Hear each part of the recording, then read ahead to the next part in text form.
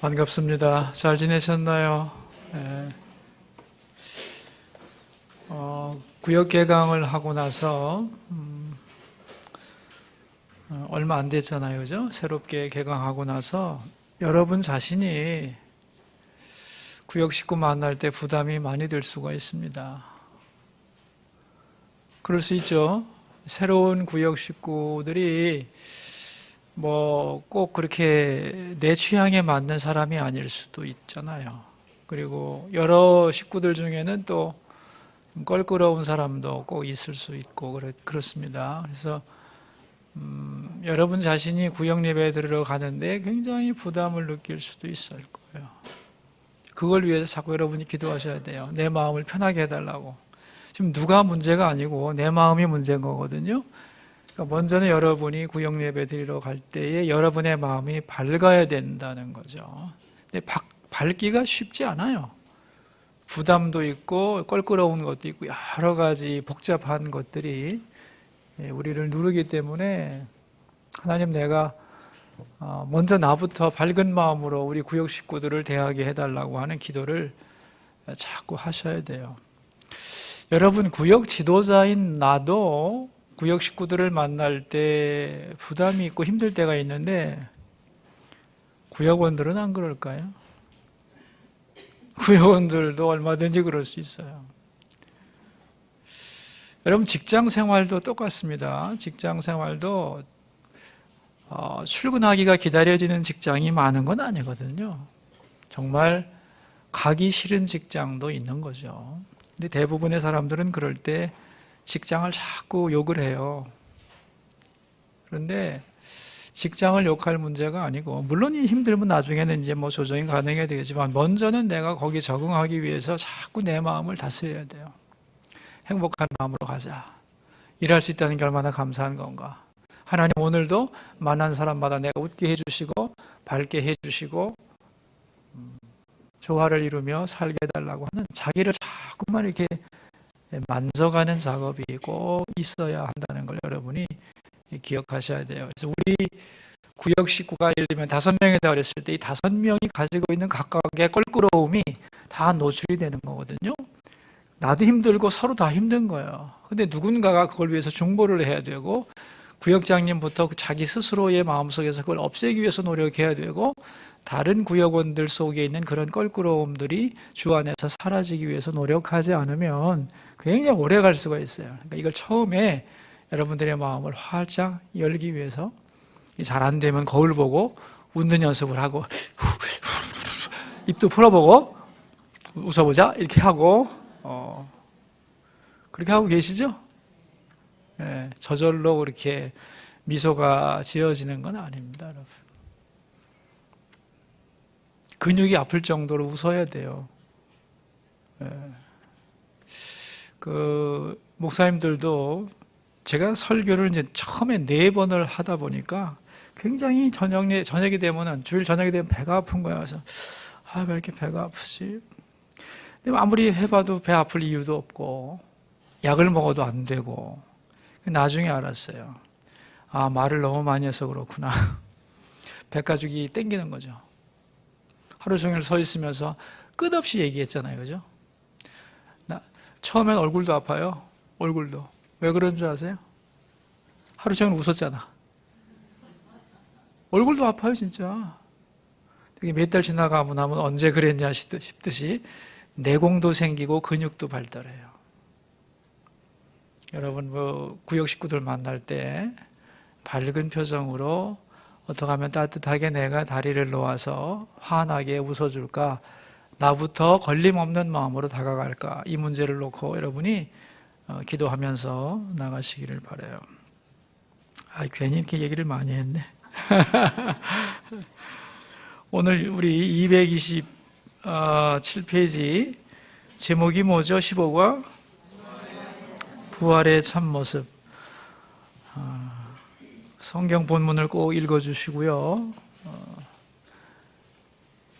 굉장히 나하고 상관없는 것 같은 그런 본문 아니겠어요? 부활의 참모습, 지금 나하고 무슨 상관이 있나 그러겠지만, 이게 굉장히 중요한 우리의 미래의 모습의 확실성을 보여주는 것이기 때문에 굉장히 사실은 중요한 부분이고, 다른 어느 종교에도 죽음 이후에 나의 모습에 대해서 말해주는 종교는 없어요. 오직 기독교만이 성경에서 죽음 이후에 내 모습에 대해서 얘기해 줄 만큼 미래에 대하여 구체적이라는 것을 기억할 필요가 있어요. 죽음 이후에 우리가 어떤 모습이 될까에 대한 얘기이기 때문에 오늘 상관없는 것 같아도 그렇지 않아요. 잘 배워두면 우리의 영원한 미래의 모습을 향하여 방향을 잡고 나갈 수가 있는 것이기 때문에 잘 다뤘으면 좋겠고요. 자, 우리 229페이지 예화를 한번 읽어보도록 합시다. 어떤 무신론자가 갑자기 이런 생각을 하게 되었습니다. 영원한 세계가 정말 있을까? 정말 하나님이라는 분은 존재할까? 이렇게 마음이 열리는 순간 빛 되신 주님이 그 열린 마음을 진리로 인도하려고 다가오셨습니다. 그것을 보고 사탄이 급하게 다가가서 이 사람에게 말했습니다. 점심 먹고 와서 생각하면 어때? 그 사람은 자리에서 일어났습니다. 벌써 점심시간이네. 점심이나 먹고 와서 생각하자. 바깥으로 나와 차들이 움직이고 사람들이 바쁘게 걸어가는 것을 보자 사탄은 이렇게 말했습니다. 사람들이 얼마나 바쁘게 살아가는데 한가하게 그런 생각이나 하면 되겠니? 이 말을 듣고 그 사람은 생각합니다. 이렇게 바쁜 세상에 그런 비현실적인 생각을 할 시간이 어디 있어? 그냥 열심히 살면 되지. 그 순간 그에게 열렸던 영적인 기회가 닫혀버리고 마귀는 손뼉을 치며 외칩니다. 성공했다. 스크루테이프의 편지에 나오는 이야기입니다. 어떻게 생각하세요, 여러분? 뭘 느끼셨어요?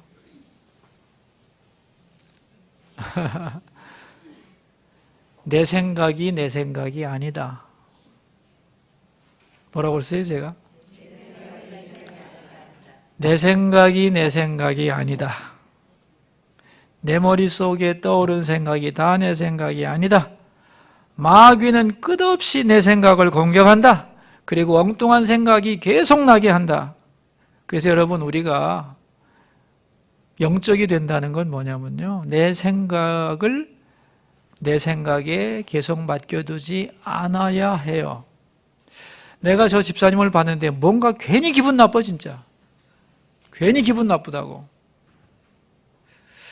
그런데 특별히 기분 나쁠 이유가 없는데 괜히 기분 나빠. 그러면은 주여 이 마음을 몰아내 주소서 이래야 돼요, 여러분. 아시겠어요? 죽고 싶다. 살아서 뭐하나.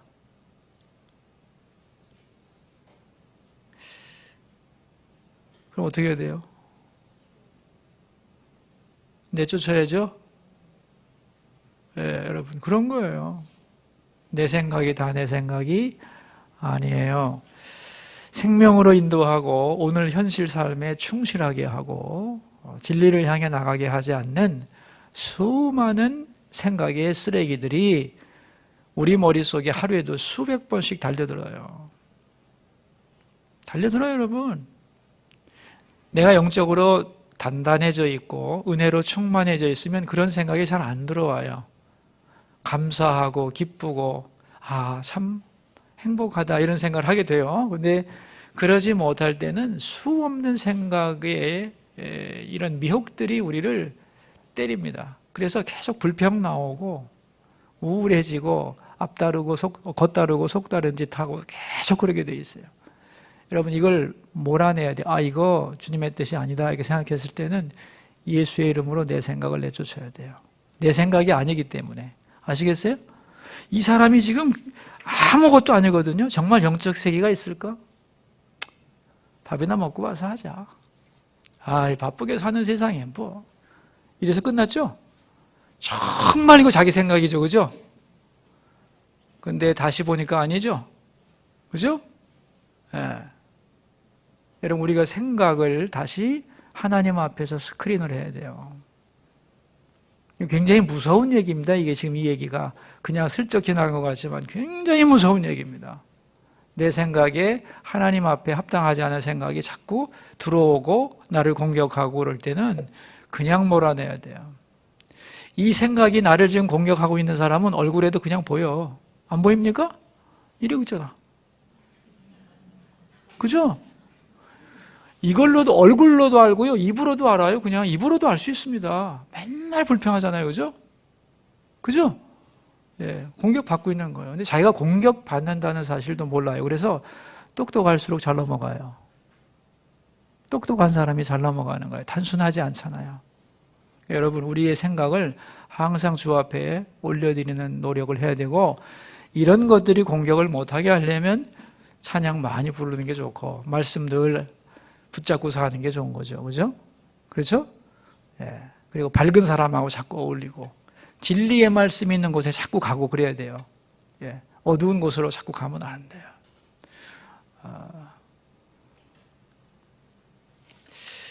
그래서 여기 첫째 줄, 영적인 공격은 우리가 깨닫지 못하는 가운데 이루어지고 많은 사람이 여기에 넘어갑니다. 이 부활에 대해서도 오늘 이 과를 배우면서 이까지 거 배워서 뭐해? 지금 나하고 무슨 상관이라고 이런 생각을 할 수 있는데 아니라는 거예요. 예. 죽을 사람들이나 들어야 되는 게 아니라 부활과 천국에 대한 관심은 모두가 가져야 되는 그런 것이고, 그런 얘기죠. 그래서 이 세 번째 문단, 사탄은 불신자들에게는 물론이고 하나님의 자녀들이 하나님께로 더 가까이 다가가려 할 때에도 달려와 성장의 기회를 방해합니다. 우리 같이 읽어요. 매일의 일상 속에서 성경 읽고 기도하고 하나님에 대해 생각을 하려고 하면 뭔가 아주 현실적이고 피부에 닿는 다른 생각들이 떠올라서 영적인 시도가 끊어지는 것을 경험한 적이 있나요? 있을 겁니다, 여러분. 그죠? 그래서 이 천국을, 부활과 천국을 생각하는 것은 굉장히 좋은 거다. 이거는 터무니없는 것이 아니라 내 삶을 새롭게 만드는 너무너무 중요한 얘기다 하는 얘기를 그 다음 문단에서 C.S. 로이스의 얘기를 통해서 하고 있어요. 그죠? 이 땅에서 그리스도인들이 능력을 발휘하지 못하는 것은 천국에 관해 생각하기를 중단했기 때문입니다. 내가 정말 천국에 가야 하고 주님 앞에서 내가 한 일에 대하여 상 받을 것이고, 이걸 생각한다면 여러분은 이렇게 살아서 되겠어요? 그런 거예요, 여러분. 그러니까 천국을 생각 안 해서 문제고 부활을 생각 안 해서 문제지, 정말 이걸 제대로 하고 나면 우리의 삶이 바뀐다는 거예요. 그러면서 이제 오늘 부활의 형체에 대한 얘기를 하는데, 부활해가지고 어떤 모습인데, 부활의 어떤 모습인데, 231페이지 맨 위에 줄, 바울은 이제 부활의 참모습이 어떤 거냐에 대한 설명을 하고 있다는 거죠. 그 첫 번째가 뭐냐 하면은 씨의 비유. 씨를 뿌렸다 땅 속에. 그러면 씨가 죽겠죠? 그죠? 죽어야 열매를 맺을 테니까. 가운데 문단이에요. 자, 같이 한번 읽겠어요. 그렇다면 씨가 새로운 열매를 맺을 때 그 모양은 어떠합니까? 뿌릴 때 씨의 모양과 그것을 거두었을 때의 모양은 같습니까? 다릅니까? 네. 옥수수 씨를 심으면 같은 모양의 옥수수 열매를 거둡니다. 그러나 뿌릴 때 씨와 완전히 똑같은 모양은 그렇죠. 그러니까 우리가 죽어서 썩지만 부활합니다. 부활의 모습은 이 땅에 살았을 때의 모습과 닮았지만 똑같지 않다는 거예요. 그죠? 왜 그러냐면은 사람도 시간에 따라서 달라지는 것처럼 부활의 모습도 우리와 비슷하지만 또 새로운 나이기 때문에 다르다는 거예요. 다음 페이지 232페이지 둘째 줄, 왜 그럴까요? 하나님이 형체를 주시기 때문입니다. 새로 열린 옥수수에게 형체를 주시는 것과 같은 이치입니다. 우리가 세상에 태어날 때 형체를 주셨던 하나님은 부활할 때도 거기에 맞는 형체를 새로 주십니다. 그래서 알아볼 거라는 거예요.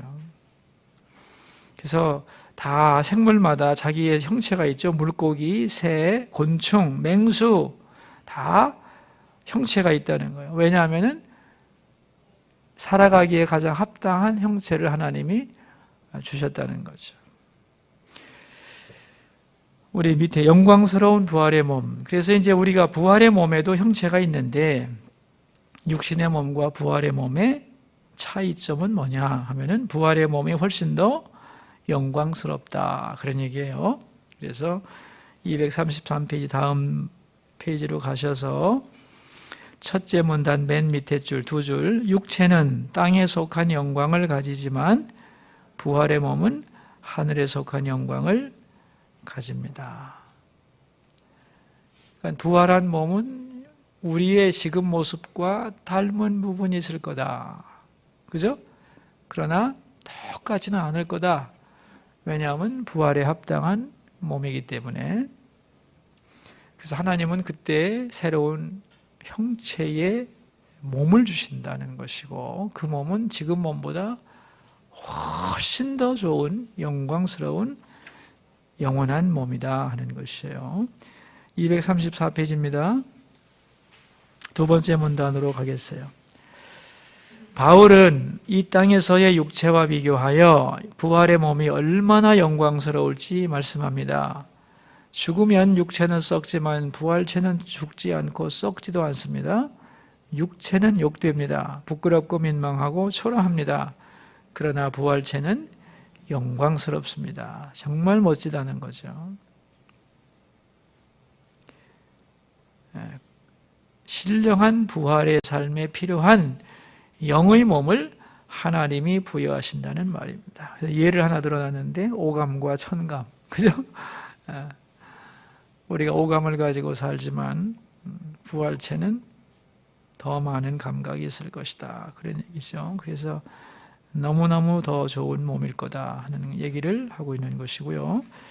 235페이지 두 번째 문단을 보시면은 또 하나의 이제 자연계를 통해서 부활을 설명하던 바울은 이제 성경적 근거를 인용하면서 결론을 내린다, 그런 얘기면서 우리가 자연적인 인간, 즉 이 세상에 태어난 인간은 누구를 닮았느냐?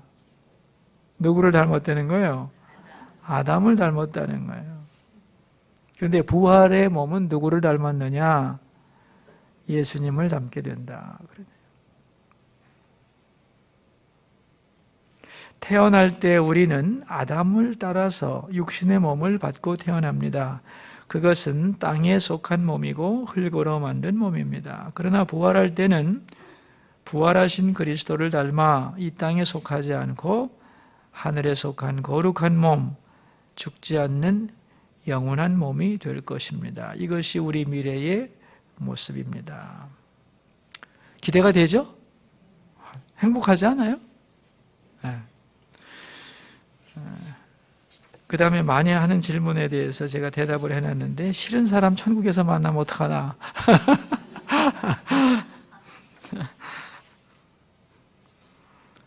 그 싫은 사람도 완전해지고 나도 완전해지기 때문에 그때 가서 저 인간 꼴보기 싫어 이런 일은 없을 거라 그런 얘기죠. 예. 그 다음에 이제 낙원인가 천국인가 하는 얘기가 나오죠. 그죠? 예. 지금 다시 말하면 예수님이 오셔서 우리 모두가 부활할 때가 아닌 지금 예수님 오시기 전에 죽은 사람들은 어디로 가느냐 했을 때 낙원에 가 있다, 그런 얘기고, 그리고 그 낙원을 아브라함의 품이라고 말한다는 것. 그 다음에 이제 믿지 않는 사람들은 음부 수월로 들어간다, 그런 얘기죠. 그 비유를 쭉 여행에 대해서 여행을 놓고 설명을 해놨습니다. 우리 237페이지 가운데 문단을 한번 읽어보죠. 낙원에 가 있는 사람들은 지금 무엇을 하고 있을까요? 올림픽 경기를 끝낸 선수가 있다고 합시다. 자기 종목은 끝났고 이미 메달을 받았습니다. 그는 이제 가벼운 마음으로 다른 선수들을 응원할 것입니다. 의식도 있다고 봅니다. 이곳에서의 상황도 알려면 알 수 있다는 것입니다. 히브리서 12장을 보면 우리를 구름같이 둘러싼 허다한 증인들이 있다고 합니다. 그들은 우리들의 믿음의 경주를 바라보며 응원하고 있습니다. 다가 맨날 여기만 뒤다보고 있는 건 아니고 오히려 관심이 여기에 없죠. 더 좋은 곳에 있겠죠, 그죠? 그러나 의식이 있을 수 있다고 성경은 말하고 있죠. 그러면서 천국과 지옥에 대한 얘기가 갈수록 사람들에게서 잊혀지는 이유, 조롱받는 이유를 설명해 놨어요. 그것은 사탄의 집요한 공격이다 하는 거예요. 왜냐하면 천국과 지옥을 생각할수록 사탄은 자기의 패배를 드러내는 것이기 때문에 성경 구절 한번 요한계시록 13장 6절 중요한 구절이에요. 같이 읽어요. 짐승이 입을 벌려 하나님을 향하여 비방하되 그의 이름과 그의 장막 곧 하늘에 사는 자들을 비방하더라. 하나님의 장막을 비방해요. 그러니까 천국을 욕해요. 천국 얘기만 하면 무식하다고 하든가 보이지도 않는다든가 관념적이라고 하든가 뭐 그렇게 해서 어떻게든지 하여간 공격을 한다는 거죠. 그래서 부활과 천국의 이야기가 허황된 소리라고 사탄은 항상 공격하지만, 다음 페이지 첫째 줄, 하지만 부활과 천국은 성경의 가장 중요한 진리 중 하나입니다. 이 땅의 어떤 종교도 죽은 다음의 이야기를 정확하게 말하지 못합니다. 성경만이 정확하게 우리 미래를 설명하고 있습니다. 그러므로 우리는 영원한 미래와 천국에 대한 소식을 잘 듣고 이해하고 거기에 마음을 두어야 합니다. 그럴 때 우리는 이 땅에 살지만 이 땅에 붙들리지 않는 삶을 살 수 있습니다. 천국과 부활이 나의 미래임을 믿고 오늘도 그 나라를 바라보면서 믿음으로 전진하시기를 축원합니다. 이 죽음에 대한 이제 죽음과 그 이후에 대한 얘기들은 굉장히 낯설지만 자주 얘기를 해야 되는 거예요. 그래서 이게 일상화되어야 해요. 그래서 여러분 그 가정에서도 자녀를 만났을 때 내가 죽으면 말이지 이런 얘기를 하는 게 굉장히 좋은 거예요. 엄마 그런 얘기 하지 마. 뭐 싫어. 그러면 사람이 다 죽는 건데 지금 내가 죽지 않지. 건강하게 살지만 알아두라는 거지. 내가 죽으면 이렇게 얘기하고 또 죽어서 우리가 천국에서 만나야 되니까 이런 얘기를 하면서 가족들이 대화를 나눠야 돼요. 이런 얘기를 못 나눈다. 얘기도 못 꺼내. 얘기도 못 꺼낸다는 건 뭐냐면 당신의 믿음이 something wrong입니다. 뭔가 문제가 있는 거예요. 아시겠어요? 얘기를 해야 돼요. 그리고 거기에 대해서 자꾸만 내가 생각을 하고 그런 얘기 하지 마. 남편이 막 싫어해도 남편이 자꾸 이런 얘기를 싫어하면 이 남자가 지금 천국에 소망이 없다 이렇게 생각하시면 돼요. 지금 믿음이 확실하지 않다 이걸 생각하고 어떻게 하면 자꾸 이런 걸 바꿔줄까 이렇게 생각하셔야 돼요. 그래서 어릴 때부터 죽음과 천국에 대한 얘기를 들으며 성장해야 돼요. 그래야 성숙해집니다. 반드시 그렇게 되게 돼 있어요. 근데 크리스찬 자체도 이런 얘기를 못하니 뭐 다른 사람들이 어떻게 하겠어요? 안 믿는 사람들이. 이 죽음에 대한 이야기가 자꾸만 편하게 나올 수 있어야 됩니다. 나는 이 찬송가가 정말 좋더라 나는. 그리고 만약에라도 내가 잊어버리겠지만 혹시 변할지도 모르지만 나 죽었을 때 말이지 이 찬송 불러주라. 이런 얘기 하면 좋은 거예요. 애들 믿음 떨어질 것 같아요?